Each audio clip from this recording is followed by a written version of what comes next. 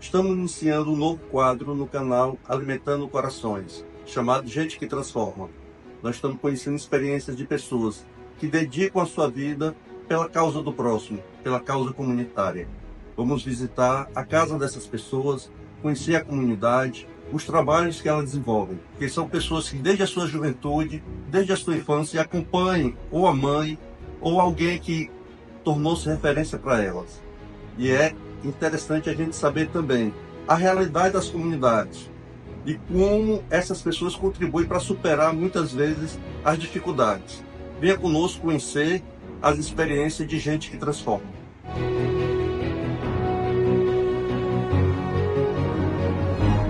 Eu sou apaixonada por elas, porque é coisa linda, a rosa vermelha dobrada. Essa aqui é um sonho, é a única que é perfumada. Isso aqui foi feito pelas nossas meninas lá do projeto comigo, né? Ensinei a elas, ensino elas a fazerem, para elas terem aí um mecanismo de geração de renda. E não é só isso aqui não, elas aprendem a fazer bonecas, aprendem a fazer flores, né? Bordar. Tem muita coisa, tem umas almofadas ali que é a coisa mais linda, né? É, dona Nenê! É, Laís. Bom, meu querido. Tudo bem? Bem. Eu tô fã do teu canal, criatura. Mas tá legal. Todo dia eu abro de novo. Comendo pão mesmo. Olá pessoal, sejam bem-vindos ao canal Alimentando Corações.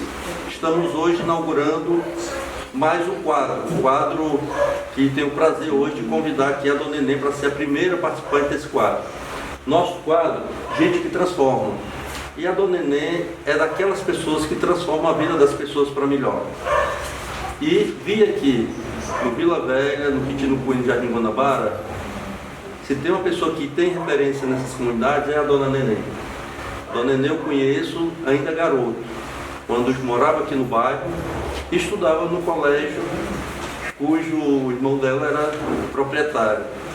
Depois nos encontramos na militância pastoral, na igreja, na paróquia São Pedro e São Paulo, quando atuamos juntos. Desde a pastoral operária, ajudamos a construir a pastoral operária. Mas Dona Nenê passou quase todas as pastorais dessa paróquia e hoje ela está à frente do projeto Faces. Dona Nenê, obrigado por receber a equipe, por me receber na sua residência mais uma vez, pelo carinho e do coração. Eu fiz questão de ser a senhora a primeira convidada para a abertura desse quadro, pela história que a gente tem junto, por nos conhecermos há tanto tempo e por ser essa pessoa que tem essa referência na comunidade. Um prazer, Laís, recebê-lo aqui na minha humilde e pequena casa, né? E também uma honra para mim recebê-lo com este belíssimo quadro, né? Que eu venho até acompanhando. É muito legal, Alimentando Corações, né? Toda segunda-feira tem ele. E é muito bom, tem várias personagens super importantes, né? Que também trazem suas trajetórias como exemplo, né? Eu tenho um prazer muito grande de o pouco que eu faço, puder ajudar e transformar vidas, já me deixa muito feliz. E a senhora tem sido um exemplo de como transformar a vida das pessoas. Eu queria que a senhora pudesse falar aí para as pessoas que irão nos assistir, como é que iniciou essa sua vocação, esse seu trabalho comunitário? A Glailson, a minha vocação comunitária se iniciou muito antes até mesmo da existência de outros trabalhos como na paróquia, né? Eu acho que eu já nasci com essa missão. Desde criança eu gosto de ajudar. Eu venho sempre trabalhando em socorrer alguém, querer fazer algo para alguém. Aí quando eu não consigo fazer, eu me entristeço, eu fico meio que digo, me sinto impotente e digo, deveria poder resolver. Mas a gente sabe que nem sempre se resolve, né? Mas a minha trajetória como trabalho de ajudar as pessoas na comunidade começou na década, no final de 68, nós começamos esse trabalho juntamente com meu querido irmão Arnoldo. ele era até menor de idade naquela época, mas já estava no meio do mundo, trabalhando e... Desculpa, dona Inês, o Arnoldo justamente era o proprietário do colégio do candidato deputado Manuel Rodrigues. Trabalhei 18 anos lá na escola e passei por todos os níveis da escola, desde o auxiliar administrativo até a direção, né? Então fui todos os níveis que tinha na escola, eu passei sempre interligado, igreja, escola, escola, igreja. A gente nunca deixou as lutas, né? Sempre eu tive juntando a força do trabalho das lutas junto com a educação, para que possa transformar realidades. Só se transforma se tiver educação. Sempre eu digo que igreja tem que caminhar junto. Porque nós, com a igreja em saída. Igreja em saída, Papa Francisco diz muito isso com muita força. Nós temos que ser a igreja em saída, desinstalar-se do seu conforto, sair do seu bem-estar. Abrir as portas da igreja. Abrir as portas da igreja para quem precisa, para acolher. Porque às vezes as pessoas precisam apenas de um olhar carinhoso. Não precisa você tem que seguir a Deus, não, porque Ele está na miséria. Ele não tem como. Eu estive aqui, pessoal, queria dar um testemunho, eu estive aqui no início de dezembro, onde é celebrado o Dia Mundial dos Pobres, iniciativa inclusive do Papa Francisco, que a Igreja Católica adotou como terceiro domingo de dezembro, como um dia dedicado à ação social para que as pessoas que mais precisam, os mais pobres. Eu estive, porque tem um projeto Faces, e a dona Neném está à frente do projeto Faces, junto com o Gilson, que ela está, a pessoa tem também da paróquia, e a gente estava lá vendo atendimentos, principalmente das pessoas em situação de rua. E a dona Neném, ela simplesmente conhecia todo mundo, e todo mundo manifestava um carinho pela senhora. E eu queria testemunhar isso aqui, né? O quanto a senhora é querida pelas pessoas, e as pessoas mais pobres, muitas vezes abandonadas pela sociedade. E a senhora como acolhe todos, você conhece as pessoas pelo nome. É porque a gente sempre tem que estar, essa igreja de saída é a igreja acolhedora. É a igreja que abraça. É uma igreja que não deve recriminar e nem condenar ninguém. Ela tem que ser simplesmente acolhedora. Precisa muito que as pessoas aprendam a acolher, a abraçar, não importa quem seja. Às vezes a gente para no meio do caminho, eles estão ali surgindo, aí eles, irmã, me chama de irmã, né? E eu digo, diga meu filho, eu queria só dar um abraço. Aquilo me toca aqui no coração e deixa meio que emocionado, é muito bom. A senhora aqui, a gente estava falando, antes de iniciar aqui o episódio, falando aqui nos bastidores, na residência da dona Neném, sobre a paróquia, a vida da paróquia. Eu morei no Quitino Cunha desde 1982, depois fui morar, só saí do Quitino Cunha quando eu fui morar, me casei e fui morar lá no Parque Albano. E a paróquia sempre foi muito presente na minha vida e sabia da sua atuação dentro da paróquia. E a paróquia, em 1988, tinha um padre que se tornou mártir em 89, quando foi assassinado o Padre Santana. E vejo toda vez que a gente menciona o Padre Santana, a senhora se emociona. Porque ele é o mártir da paróquia e da congregação da missão. Porque foi um momento, Adlés, muito doloroso. Eles veio um jovem padre, com uma voz belíssima. Negro. Oh, voz linda, quando ele vai abrir a boca para dizer, mãe do céu, morena. Aquilo ali parece que vem como uma flecha no nosso coração. E o Padre Santana, ele foi assassinado brutalmente, por 2 vezes. Mataram a alma dele. O corpo e a alma. O corpo e a alma. Quando disseram que ele era o que não era, não interessava que ele fosse. Mas ele não era o que nós conhecíamos, o Padre Santana. O mais ridículo que aconteceu naquela época foi aquele fatídico julgamento, onde o Padre Jean de Santana, mesmo morto, foi condenado. Ele foi o culpado. Ele foi exatamente. Culpado. O que foi julgado lá foi isso. Ele foi o culpado. Quer dizer que ele pediu para morrer, ele pediu para que ele queria morrer, ou ele queria transformar a vida. Porque você sabe que o Padre Santana também era envolvido nas lutas. Sim, né? sim. Ele era envolvido nas lutas populares. E era um grande prazer trabalhar com ajudava. Eu lembro que a campanha da fraternidade de 1988, celebrando o centenário da abolição da escravatura aqui no Brasil, era justamente tratando disso, ainda da vida difícil do povo negro, dos irmãos negros. E ele colocava, e ele denunciava, inclusive, preconceitos dentro da própria igreja na época. Ele era eu chamava sempre um lutador social. Exatamente. Ele era um lutador social. Ele lutava contra toda discriminação, toda injustiça. Eu lembro que ele cantava aquele Pai Nosso dos oprimidos. Dos mártires. Dos mártires. Exatamente. Em referência ao que o povo trabalhador sofria, ao que o povo que não tem nada sofre, continua sofrendo, né? Hoje a gente vê que o preconceito continua muito, assim, eu não sei nem dizer a dimensão. Você está entendendo? O racismo estrutural, tudo isso continua com muita força. E assim, falando aqui da paróquia, nós tivemos grandes padres aqui na paróquia. Padre Antônio Gacei, Padre Teodoro, meu Deus, é referência aqui da comunidade. Maior referência missionária, holandês, que veio holandês, ele andava de bicicleta pela comunidade, um saquinho de bombom para dar às crianças, achava bom que ele fazia assim. Ele dizia, padre, o senhor dá uma palmadinha? Não é palmadinha, é um carinho. Aí botava um bombonzinho. Todo menino corria atrás dessa bicicleta para ganhar esse bombom.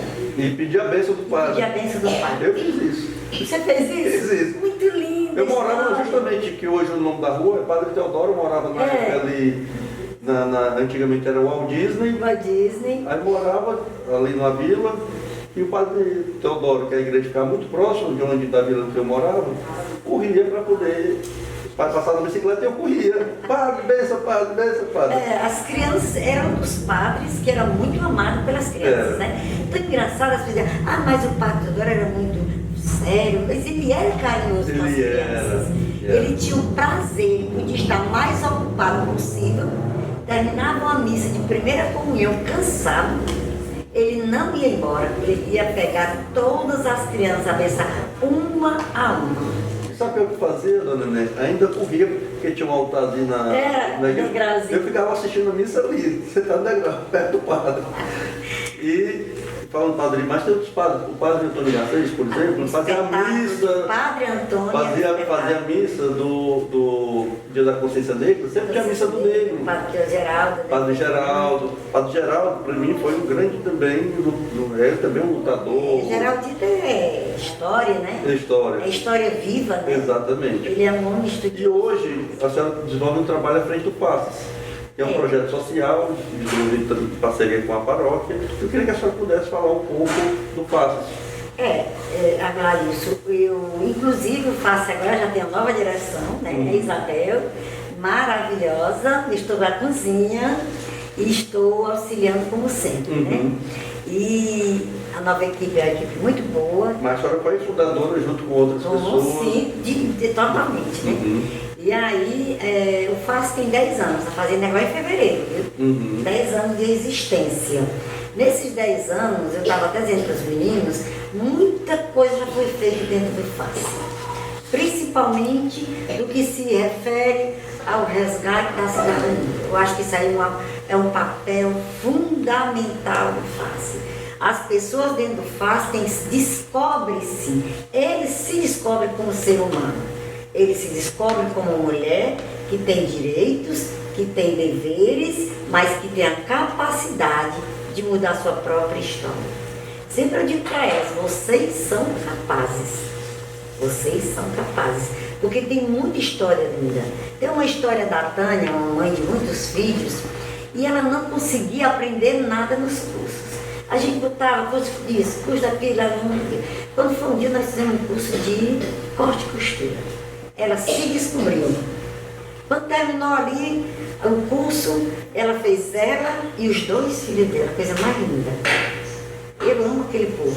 E aí, quando terminou o curso, ela foi então procurar trabalhar e conseguiu trabalhar. Tanto ela como os filhos. E foi uma coisa assim que eu nunca mais esqueci. Ela chegou para mim, depois que ela começou, ela chegou e disse, Dona Nenê, eu vim aqui para agradecer hoje e entregar minha carteirinha, porque eu não estou mais precisando do FAS. Cara, isso é um presente que você ganha. É um presente. Quer dizer, ela fez o curso, se profissionalizou, ela e os 2 filhos dela, e foi trabalhar para sustentar a sua família. e foi melhorando de vida. Hoje ela continua muito bem de vida, está melhorando cada vez Graças mais. Graças a Deus é um trabalho de resgate. Trabalho de resgate de vida. Eu digo sempre, o FACES é a porta de entrada para quem quer se resgatar. Essa população de rua, para nós, é fundamental. Por quê? Porque eles são visíveis, totalmente invisíveis, não tem documentos, não tem nada, né? Não tem endereço, não tem nada. Só que, ultimamente, esses novos programas que estão acontecendo aí são os mesmos. Eles estão indo para o centro pobre, né? Lá estão conseguindo fazer seus documentos. E estão mudando já a sua história. Esse é outro ponto positivo. Então o FACES ele funciona com vários setores. Ele tem o jurídico, ele tem o social, ele tem a bodega, que é a coisa mais linda, né? Que a bodega, você compra as famílias cadastradas em situação de vulnerabilidade, eles não têm dinheiro para comprar seu mercantil. Mas eles vão lá e compram o alimento por R$1,70. Eles têm direito a comprar 10 itens da cesta básica, 2 vezes por mês. Quer dizer, com R$17, eles levam 10 mercadorias para casa. Quer dizer, já tem alimento para alimentar seus filhos, sua família, né? Naquele momento. Né? E tem a coisa que, uma das coisas que acho assim, muito bonita no FACES é a cozinha. Porque tanto alimenta a alma como alimenta o corpo. Eu queria abordar isso com a senhora. A senhora vem nessa trajetória, já fazia um trabalho social e com a chegada do governo Eumano, a primeira ação do governo é lançar o programa Ceará Sem Fome. Ontem, inclusive, lá ontem, porque esse programa, pessoal, está sendo gravado hoje, terça-feira, e ontem foi a assinatura do protocolo de entrega dos equipamentos dentro do Pacto do Ceará Sem Fome por parte da Assembleia para as cozinhas sociais. E na fala do governador Eumano, foi uma fala muito emotiva, carregada de emoção sincera por parte do governador, que é uma pessoa que veio da luta popular, ele mencionou o nome da senhora lá. Né? Então, assim, hoje nós estamos aqui no Ceará desenvolvendo um projeto popular que veio desde o governador Camilo, e o Eumano hoje é essa referência, que é o nosso governador, mas que passou por várias lutas populares, MST, movimento popular, sindical. Inclusive, nossa paróquia teve a grata satisfação de ter o Eumano como ajudante nosso quando ele era estagiário. Quando ele era estagiário de direito, ele já me ajudava nas lutas da nossa comunidade aqui. Quantas vezes eu ligava e dizia, olha, eu preciso disso, eu tenho que correr. Eu já traía o Eumano, ia lá no João, ele, o Eumano, fala com o Eumano. E aí o Eumano, na época, uma vez ele estava com a cabecinha raspadinha, eu lembro demais. A grande satisfação de ter um governador que não é um estranho. Exatamente. É uma pessoa de referência, de luta, porque ontem ele disse, eu como uma comida das cozinhas, porque ele viveu na luta popular, nas lutas populares. Como ele disse, eu sei o que é dormir em acampamento. Sabe o que é dormir em acampamento? É a mesma coisa que eu digo sempre, que tem uma personagem aqui no estado de Ceará que é esquecida. Dom Aloysio. Dom Aloysio, aqui na época de 85, Dom Aloysio enfrentou uma luta conosco aqui no Quintino Cunha, foi a ocupação do Alto Jerusalém. Sim. Lá, o proprietário, junto com o governo da época, tentou derrubar as barracas, tudinho com gente dentro das barracas. Eu vi aquilo, no outro dia o meu marido disse logo, pronto, amanhã ela vai embora. Olha, eu queria nem saber, no outro dia eu estava dentro do Alto Jerusalém. E foi uma luta muito grande, foi anos e anos sofrendo. 2 anos dentro de barraca. Até que Dom Aloysio interviu junto com o governador da época, e que a prefeita era do PT, né? Maria Luísa. E aí ele chamou o governador veio e ele exigiu que fosse resolvida aquela situação, que não passasse mais nenhum trator aí dentro, e foi resolvido. E hoje está aí o Alto Jerusalém, a grande comunidade. Sim. Coisa linda, linda, linda. Eu estive lá há muito tempo na construção, auxiliando, fui uma das pessoas que enfrentei as primeiras 200 casas, foi construída pela minha administração. Né? E aí a gente tem essa história de resgatar essas histórias do nosso povo, Dom Aloysio e outros personagens importantes, né? Não deixando o mundo, porque a memória da gente é curta, né? Exatamente. Dom Aloysio, Na época que E o meu irmão era de lá, da direito humano, lembra? Advogado de lá. Era lá. O Dom Luiz, para quem não sabe, mas ele foi votado no concílio em que foi escolhido o Papa João Paulo II. Carol Voltila foi escolhido como Papa. Dom Luiz era um dos nomes mais cogitados para assumir o pontificado daquele ano. Era franciscano, né? Dom Luiz, da ordem franciscana. E que deixou aqui um legado aqui no nosso estado. Eu não esqueço de que ele chegou aqui no Alto Jerusalém e ele era muito pesado, né? Aí tinha um banquinho, ele disse, não tem onde sentar, nós pegamos um outro banco, estamos aqui. Aí ele sentou ali, sentou no meio do povo. Exatamente. E ele não tinha essa condição, eu sou bispo, vou ficar aqui. Não, ele foi lá no meio do povo, dentro do acampamento, Dom Luiz estava lá, tomando água daquele povo ali. Não tinha aquele preconceito, não vou tomar essa água, porque assim, não, estou com sede, vou tomar água. Uma das cenas mais emocionantes, quando era ainda participar dos grupos pastorais aqui, Dona Helena, foi na ordenação de um filho aqui da paróquia, que na época de Iracema era da paróquia, ordenação de um seminarista que era da Jardim Iracema. Era o Pantica? Era o Pantica, morreu também. Exato, era bem novinho. Foi para a África e assim que chegou lá, pelo febre amarela, não existiu. Pois, assim, teve o Pantico e teve também. A gente estava recordando aqui, pessoal. Tem o Pantico, tem o Adalto, tem o Pantico, o Adalto, daqui da nossa comunidade, né? O Pantico, o Adalto, tem o Antônio, né? Sim. E tem o menino que é aqui da Vila Nova, que também foi até aluno da Amélia. Daqui da paróquia tem muita gente, viu? Muita gente. Pantico, Adalto, tinha outro. Teve um também que participava da casinha da Misericórdia.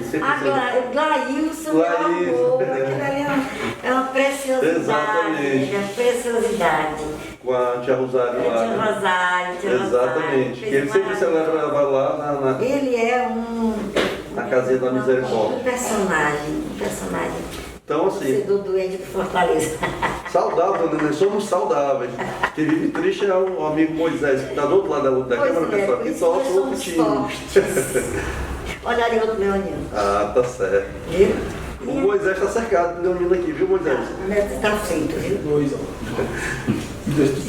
Eu queria também, a senhora colocou aqui a experiência da luta do Alto Jerusalém, da luta popular por moradia. E a senhora não participou só dessa luta, de várias lutas, a senhora também é uma referência da luta por moradia aqui na região. Eu queria que a senhora relatasse aqui algumas das lutas que a senhora era conhecida como uma mulher das favelas. Aonde tinha uma confusão, eu estava lá. Lá nós começamos, te lembra da Guerra das Malvinas? Lembro. A Guerra das Malvinas foi a fundação das Malvinas. A Malvina lá era uma lagoa, para quem não sabe. Era uma lagoa. Era uma lagoa. Eu, quando criança, eu atravessava no ombro do meu pai para poder passar, porque era uma lagoa. Que foi secando e hoje é uma comunidade. Mas antes das Malvinas teve o chamado, era conhecido como Antigo Inferninho. Exatamente. Inferninho, e hoje é conhecido como Porta do Céu. Porta do Céu. Não, Porta do Céu é só um beco do céu, né? Beco do céu. Tem uma liberação maravilhosa. Isso. Eu tenho um jovem que eu vou lhe contar, dá orgulho. Exatamente. Dá orgulho. Mas isso é uma referência de juventude que pode a juventude se espelhar como exemplo, né? E aí, o Inferninho foi em 72, a ocupação, em fevereiro de 72. Eu já estava lá dentro, na casa do Pedro da Jumenta. Que foi um dos líderes da ocupação. Não, ele abrigou. Foi? Lá eu fiquei preocupada naquela época, como é que aquelas crianças, o Pátio Teodoro já morou lá dentro, em 72. Ele disse, como é que tá as crianças lá? Então a gente ficou por lá. Eu fiquei por lá e lá eu botei até uma escolinha na casa do Pedro da Jumenta, para poder interter os meninos, ensinar os meninos da ocupação, para não ficarem soltos. Aí era uma graça, era briga com as galinhas e o menino. Porque o menino estudava, eu brincava com as galinhas. E hoje o Inferninho, graças a Deus, tem aí um desenvolvimento muito bom, né? Desenvolveu muito e cresceu, porque não tinha ruas, né? Não tinha bico. Depois foi para as Malvinas, lá se vai as Malvinas. E lá se vai estar dando nem lá dentro, as Malvinas de novo, mexendo no que não devia. Ou no que devia, né? As Malvinas já é mais ou menos ali em 84, 85, foi na época da Maria Luísa, como era. Não, foi antes, Um pouco antes da Maria Luísa. porque quando foi a Guerra das Malvinas, até sabia, acho que é 84. Não, a Guerra das Malvinas é 83, 82, 83. Foi no final da Guerra das Malvinas, quando a Malvina foi ocupada em 84. 84, exatamente. 84. A eleição da Maria é 85. Em 85 nós estávamos ajudando a eleição da Maria, Na Maria com o Luísa. pessoal lá de dentro. A senhora Os participa- papelzinhos. também tem o Vila Velha, né? Que também que a senhora participou. Aí depois você volta. Dona Zé, vou entregar aqui. A Kelly, que é filha do Neném, que trabalha conosco, ela estava aqui com o cartaz. Pessoal, não esqueçam aqui do Vila Velha. Vamos lá falar do Vila Velha, Dona? Ah, Vila Velha, a história do Vila Velha tem um documento, viu? Tem Todo mundo ali é esperança, além da senhora, a senhora lembra de outras pessoas que participaram? Temos muitas lideranças. Lá no Vila Velha, na verdade, Vila Velha foi uma coisa que a minha mãe botou nas minhas costas. Eu tinha saído para Jerusalém, tinha jurado que eu não voltaria mais para o negócio de habitação. E aí minha mãe era presidente da IPROFAM, Instituto de Proteção à Família Necessitada. Olha, minha mãe... Já é de família, então. Era família. Sua mãe passou a vocação para a senhora e a senhora passou para as filhas. Meu filho, a minha mãe, pegava os velhinhos que não tinham aposentadoria e levava de madrugada para o INPS. INPS, exato. Aí a pessoa dizia assim, Dona Socorro, quando eu receber, eu vou lhe dar. Ela dizia assim, se você me der, você está muito mal com a sua cara. Nunca mais olhe para a sua cara. Então isso aí foi de família. E aí nós fomos nessa arrumação. Quando foi em 85, houve a ocupação na Jerusalém. O governo Maria Luísa apoiou do começo ao fim. Maria Luísa foi fundamental, junto com Dom Aloysio, para resolver o problema da Jerusalém. Foi aí onde eu me filiei, porque foi em 85. A sua filiação de 85? Não sei o que fizeram com a minha filiação, que você vai aparecer em 90. Mas eu fui filiada em 95. Lembro até um pouquinho. Meu Deus, como era o nome da menina que andava com a Edith. Esqueci. A Edith eu caminhava junto com a Célia, a Rosa, falei da nossa equipe, todinha. Aí naquela época a gente começou por aí, tivemos todo o apoio da Maria, a Jerusalém conseguiu ir para frente, depois eu saí, eu perdi a minha vida, eu não queria perdê-la, né? E aí deixei lá com outra equipe, graças a Deus, hoje é um grande bairro. Aqui tem mais de 1000 famílias, né? É muito grande. Tem assim, maior do que muita cidade por aí, né? Tem muitos bairros por aí. E depois do Alto Jerusalém, a mamãe inventou essa. Ela era presidente da IPROFAM. IPROFAM. Era Instituto de Proteção à Família Necessitada. E aí a mamãe disse, neném, vamos procurar um lugar para fazer umas casas para esse povo? E vamos mandar para o governo fazer? Ele, vamos. Aí fui bater, porque eu conheci o morador lá do terreno lá da Sal Norte. Sal Norte, seu Nilo era amigo do meu pai. O proprietário era amigo dos meus pais, né? E eu fui bater lá no seu Raimundo. Cheguei lá, o seu Raimundo disse, eu herdei isso aqui, o seu Nilo me deu essa área toda ele deu, né? Para o morador dele. E quero vender. Eu quero vender. Aí ele disse, pode me dar o seu nome que eu vou mandar. Aí eu arrumei tudo, o ofício de 89. 19 de maio de 89 eu levei esse ofício lá para o governo do estado pedindo a desapropriação do terreno do Vila Velha. Primeiro a ser chamado fomos nós, mas nós não quisemos. Aí nós preferimos ficar para os últimos para ficar aqui, como de fato ficamos, né? E aí nós começamos a construção do Vila Velha. E na época o governo errou, fez uma planta errada e as casas do nosso conjunto são as maiores que tem, né? Foi um erro deles. Nós botamos o pé no chão, quando eles descobriram o erro, já estava no meio da construção.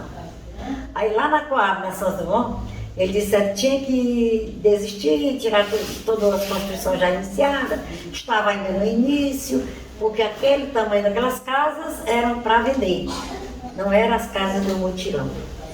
E aí nós ficamos pé, pois aqui ninguém sai. Erraram, vai ter que cumprir.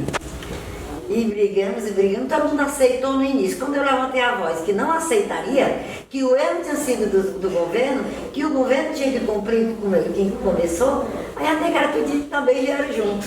Aí tiveram que ser obrigados a construir as casas ficaram grandes, são 5,5 metros de largura, de frente, com 25 de fundo, que nunca existiu. O mutirão era 4 metros de frente, entendeu? Com 10 de fundos. Em língua de cobra é esse tamanho. Aí ficaram dizendo que as nossas famílias eram ricas, por isso que tinham as casas maiores. E entregamos no dia 7 de abril, nós entregamos as nossas casas, né, que até hoje, graças à maioria estão lá, saíram muito poucos mesmo, a evasão lá foi quase que 3%. O resto continua lá.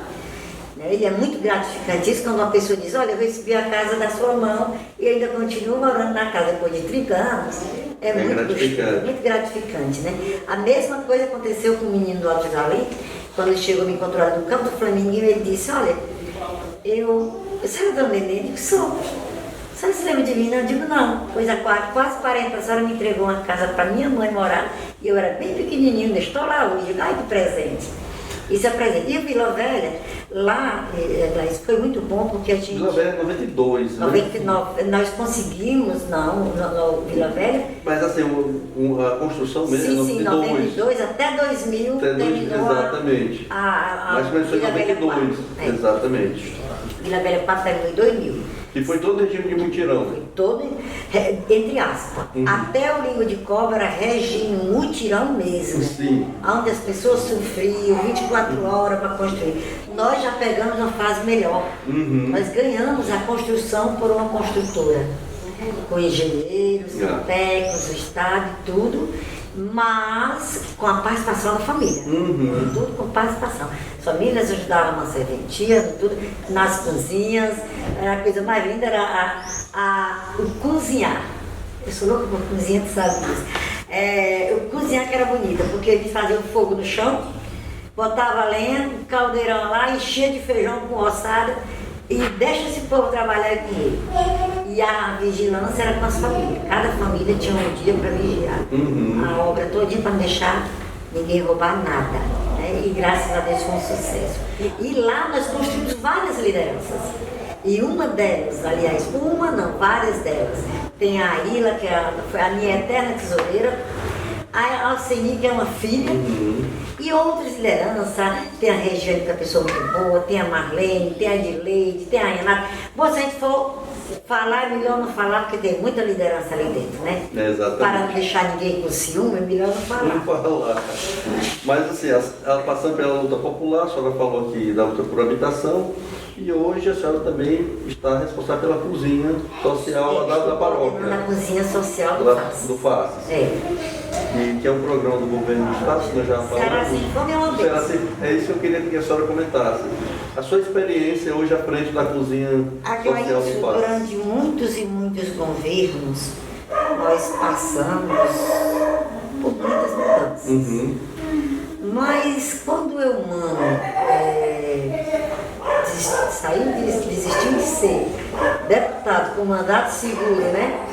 Para ir para concorrer à eleição, ele disse, meu Deus, se eu não ganhar, vai ser um dos melhores poderes que eu vou neste estado do Ceará. Que nós tivemos ele quase prefeito, né? Exatamente. E aí... Mas é só um comentário, não vou perder a chance. Nós perdemos aquela eleição, porque Fortaleza foi tomada, trouxeram tudo que era prefeito aqui, foi tomada a eleição, mas nós dormimos com a eleição, a ação de Deus na nossa vida.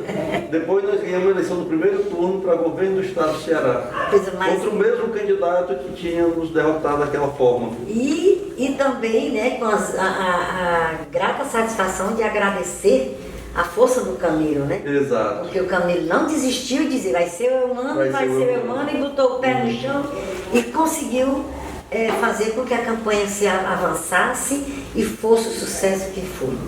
E aí, quando o Eumano ganha, aquela coisa diferente da gente ser convidada, nós fomos convidadas para elaborar o projeto da cozinha, né? A nossa querida primeira dama, a nossa Lia Freitas, ela nos convidou para elaborar, foi elaborada pela população. Exatamente. Com a participação popular. De vários segmentos, igrejas, associações, sindicatos. Todas as igrejas, todas as fés, um bando, ali entrou todo mundo, tem ninguém, ficou ninguém fora do debate. Igreja evangélica, igreja católica. Uma coisa muito bonita, muito bonita. Ele quando citou ontem na entrega dos equipamentos, né? Vários textos da Bíblia, eu disse, esse é o menino que eu conheço. Porque ele seguia dentro da justiça. E a Cozinha Ceará Sem Fome, o programa Ceará Sem Fome, é uma das maiores conquistas do cidadão. Tirar a fome de alguém é preciso ser muito iluminado, para ter coragem de conquistar a confiança, né, de todos os políticos, de toda a política, para que construa política pública de transformação de vida.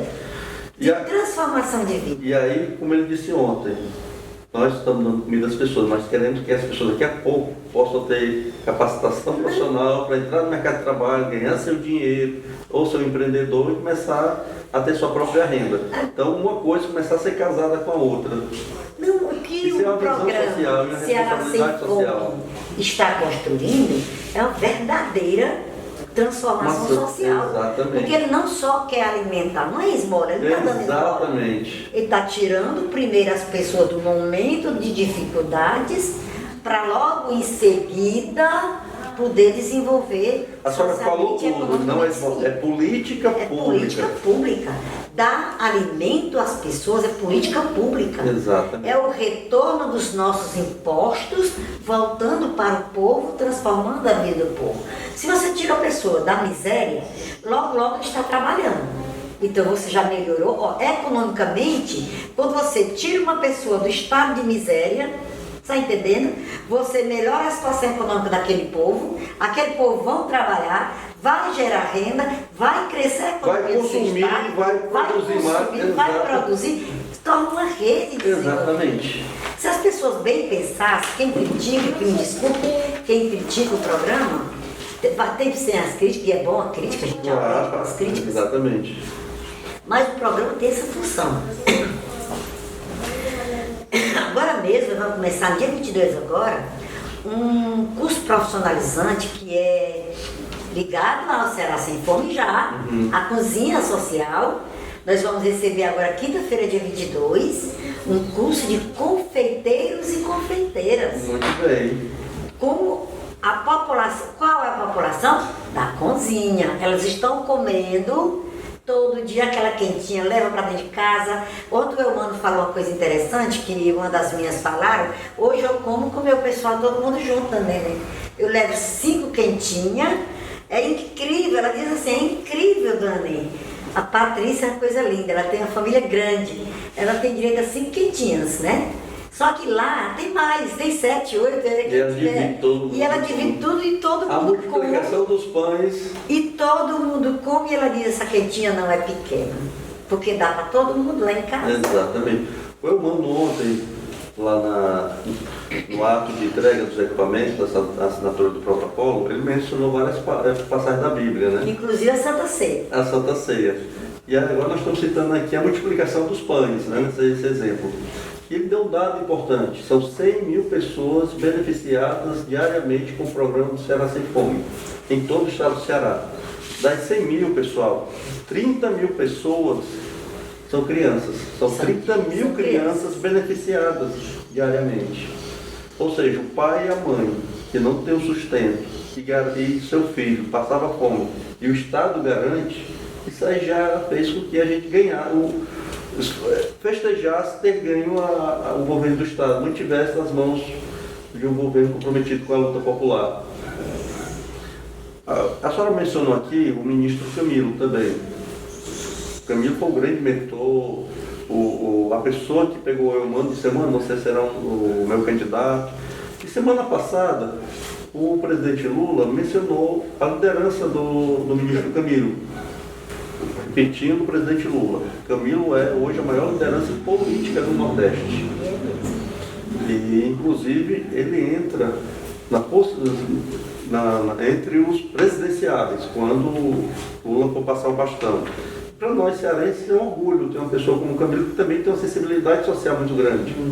Camilo, costumo dizer que ele passou por várias crises durante seu governo. Teve problema com crime organizado, depois com milícias, né, infiltradas da Polícia Militar, repetindo que a Polícia Militar tem vários, a grande maioria são compostos por trabalhadores, cidadãos de bem. Mas teve, comprovadamente, aquela ação liderada por milicianos que fez sequestro de cidades inteiras. E depois teve a pandemia. E ele conseguiu superar todas as crises foram superadas com louvor pelo ministro Camilo, mostrando a sua capacidade como gestor. E a senhora mencionou o ministro Camilo. E a senhora venceu também esse episódio do governo, a senhora é responsável também por esse momento que o PT vive hoje. Eu queria que a senhora falasse um pouco do ministro. Olha, o Camilo, como a Aunélia, né? A Aunélia é a secretária de Proteção Social. Proteção Social. A Aunélia, na gestão como primeira-dama, também foi assim, criou mais infância, foi muita coisa bonita, muita coisa boa, que hoje o Eumano está acrescentando mais ainda tudo isso, né? O Camilo realmente é uma liderança muito forte. Muito forte. Eu acho que o Camilo é uma liderança do Nordeste. Eu ontem comentei isto, quando ele está, ontem semana ele lançou aquela coisa dos alunos. Sim. Pois é, eu digo, olha, a bolsa dos alunos. Né? É para o Brasil. Para o Brasil. Ele não está governando, ele não está sendo ministro lá representando o meu estado. Ele está representando o Brasil. Quando ele pensa na educação, eu disse, meu Deus, é o ministro da educação mesmo. Porque é a base. Como professora, você sabe que eu sou defensora da educação, porque sem ela... E o Ceará é uma referência da educação brasileira. Até o programa, essa semana eu ouvi um programa, Terra de Sabida, até que fim, Terra de Sabida, porque nós somos especiais. Somos. E aí puxamos sardinha para a nossa lata. Para a nossa lata, eu não estou dizendo que os outros são bons. A maioria, tanto que o ITA vem para o Ceará, porque a maioria dos aprovados do ITA é nordestino. Para que tem que sair daqui do Ceará para estudar? Não, traz o ITA para cá que fica mais fácil. Não, brincadeira, não. A liderança, sem dúvida, é inquestionável. A liderança do Camilo é um líder nato, né? Filho de quem, né? Eudoro, meu amigo, sempre digo, quando ele estava lá no sempre comprometido com a luta popular, referência do MST.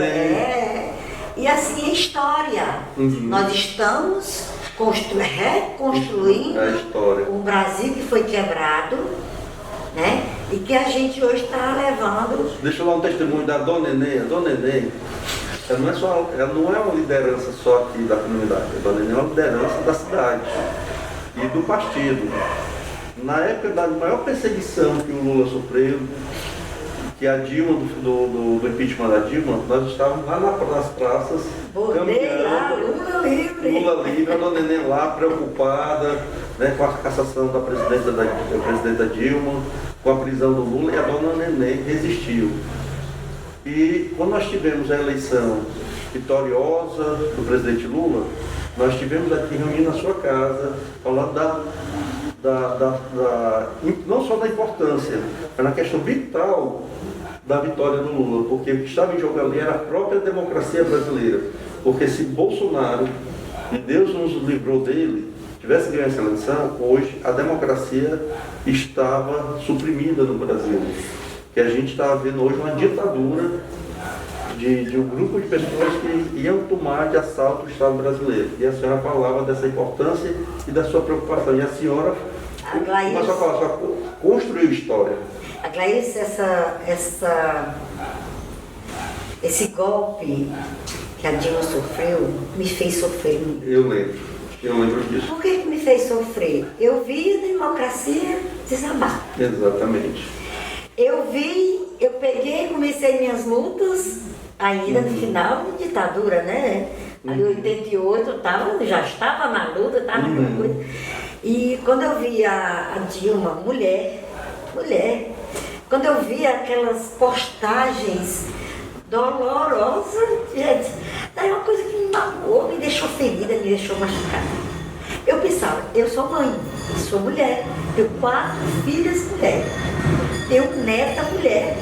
Como é que uma mulher se contrapõe contra outra mulher e chegar ao ponto de escandalizar? Exatamente. Eram coisas muito tristes. Não era só questão política. Não era questão política. Começaram a escandalizar. Era questão humana, desumana. As pessoas aí começaram a perder ao respeito da humanidade. A Glailson foi tão ruim para mim que eu me dei vontade de sumir. Eu lembro que a senhora falou que estava sofrendo com aquela situação. Sumir mesmo. Aliás, todos nós sofremos, mas foi muito doloroso. A gente ficava questionando aqui, quando conhecia aqueles programas, o dia daquele impeachment, um dia que eu chorei, porque era crueldade demais. Como é que se elogia, como é que se parabeniza a um ditador, um torturador. Dustra. Exatamente. Pelo Carlos Alberto Dustra, pelo amor de Deus. Eu digo, meu Deus, eu quero estar ali dentro, eu vou lá dentro, eu dou um tapa naquele povo. Eu ficava com vontade de entrar na televisão e... Exatamente. Foi muito doloroso. E a prisão do Lula, quando eu vi aquilo ali, passo a passo, eu assisti passo a passo a prisão do Lula. Ridiculamente política, ridiculamente manipulada. E tudo o que aconteceu de erro jurídico aconteceu na prisão do Lula. Tudo ali aconteceu na prisão do Lula. Aí quando o Lula saiu, que fez aquela live, e que eu, aqui na minha mesa, botei a foto que eu tenho dele comigo, cara, foi assim uma emoção, eu disse assim, meu Deus, eu estou com ele de novo. Eu estou com o Lula de novo. Eu tenho, a Glailson, eu não faço muita coisa não, mas eu tenho orgulho de dizer que eu lutei. Exato. Se eu conquistei, não me interessa. Se nós conquistamos, não me interessa. O que me interessa é que nós lutamos. E lutamos juntos, de mãos dadas, pela defesa da democracia, pela defesa dos pobres. Quando eu pensei, quem é Bolsonaro para defender pobre? Ele não é, não tem defesa ali, não tem. Lula veio da terra, Lula veio da luta. Lula passou fome. Só sabe o que é fome quem passou fome. Ou quem convive com quem passa fome. Porque você aprende a conhecer. Exatamente. É o que eu sempre digo para os meus amigos. Se aprende é na luta. A formação real da gente é na luta. É lutando que se aprende e aprendendo que se aprende também a lutar. E aí, meu filho, foi tudo. A senhora falou todo ser humano, ele tem a sua singularidade e tem a sua importância. E a senhora, com certeza, entra naquele rol das pessoas, dona Nené, que o grande dramaturgo alemão Bertolt Brecht dizia: aos que lutam por um tempo são bons, aos que lutam a maior parte da sua vida e são muito bons, e tem os que lutam a vida toda, esses são imprescindíveis. A senhora é uma pessoa imprescindível para a luta, porque a senhora... Não, o relato que a senhora nos deu aqui da sua vida é de quem tem um comprometimento social que poucas pessoas têm na vida. Mas olha, nós temos um inspirador na nossa vida, né? Primeiro, nós somos seguidores fiéis e devemos ser do nosso Jesus Cristo. E quem quiser seguir Jesus Cristo, como é que ele diz? Toma a tua cruz e carrega. E segue-lhe. Não é fácil, ele não disse que nada era fácil. Hoje, aí eu vou provocar algumas empresas que se titulam igrejas, que falam a teologia da prosperidade. Nós somos de uma igreja de Cristo, do Messias, do pobre lá, Nazareno, que fez a opção pelos pobres. Deus se humanizou na opção dos pobres. É isso que a senhora está... Eu digo sempre que a maior lei de Jesus é uma lei. Eu digo que é uma lei, não é lei, mas eu digo é uma lei, para mim é lei. Quando ele diz... Dai-lhe vós mesmo de comer. Se você tem alguém com fome, não espere não. Exato. Vá lá, diga, meu filho, você está com fome? Pegue a sua comida, agora vem cá que eu vou lhe ensinar a trabalhar. É assim que eu faço. Eu primeiro, São Vicente era assim. São Vicente, o que ele diz? Os pobres são nossos mestres. Que São Vicente, a caridade tem que ser organizada. Atenda primeiro, ele fazia isso, né? Atendia a primeira necessidade prioritária, que é matar a fome, sanar a doença, ver a pessoa de Santo, que foi um fundador de uma província tão grande, né? De uma comunidade da caridade, que a coisa da congregação da audição, que era foi lá, minha filha, a Casa das Caridades das Meninas. E a gente vê isso, ele é uma inspiração para nós. Nós temos várias inspirações. Aqui no Ceará nós temos um inspirador, que é uma coisa linda. Um menino pequeno que eu chamo, Dom Helder Campos. Pelo amor de Deus, Dom Helder Campos, se eu dou de comer, eu sou bom. Se eu pergunto por que as pessoas passam fome, eu sou comunista. Sou comunista. Então a gente for pensar aí, nós estamos vendo vários pontos da história que são provados. E assim, voltando e fechando com essa coisa do eu humano, a cozinha é um progresso para a vida. É um progresso de vida. Salva vidas, tira da miséria, bota o povo para trabalhar, porque aprende a lutar, aprende a trabalhar. Nós temos prova. O projeto Faça, as mulheres, quando a gente precisa delas, estão lá. Pronto, estou aqui para ajudar. O que precisa? Precisa que você aprenda a fazer esse bolo aqui e vá trabalhar. Olha, nós temos uma das cozinheiras lá, que é a Conceição, olha, ela faz pão de coco essa semana, que a indústria está perdendo efeito. E onde é que ela aprende? Na luta. Exatamente. Conosco. Dona Nenê, nós estamos já caminhando aqui para encerrar esse episódio de Gente que Transforma, que é parte do nosso canal Alimentando Corações. E eu queria que a senhora falou da sua trajetória como dentro da igreja, da paróquia, como vicentina, que a senhora é. Muito orgulho, eu sou catequista. Catequista com 14 anos de idade, né? A senhora falou da sua trajetória como liderança pela luta por moradia, sua liderança comunitária, também liderança da saúde, a sua liderança política. A senhora é filiada ao PT, e eu queria que a senhora falasse um pouco. A senhora falou que é filiada desde 85 ao PT, embora sua filiação só em 91, mas assim, é o único partido que a senhora militou, né, e a senhora é uma petista autêntica, né?